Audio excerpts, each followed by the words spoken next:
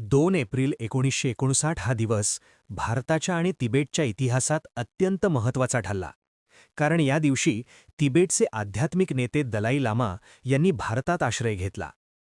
चीनच्या तिबेटवरील दडपशाहीविरुद्ध उठाव झाल्यानंतर दलाई लामांना आपले देश सोडावे लागले आणि ते भारतात आले. भारत सरकारने मानवतेच्या आणि करुणेच्या भावनेतून त्यांना आश्रय दिला. पंतप्रधान जवाहरलाल नेहरू यांच्या नेतृत्वाखाली भारताने दलाई लामा आणि हजारो तिबेटी विलवासितांचे स्वागत केले.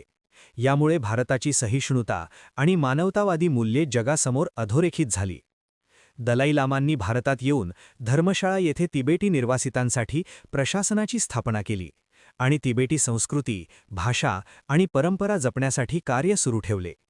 त्यांच्या उपस्थितीमुळे भारतात आध्यात्मिक आणि सांस्कृतिक वातावरण अधिक समृद्ध झाले. हा प्रसंग शांतता, अहिंसा आणि मानवी मूल्यांचा आदर्श ठरला.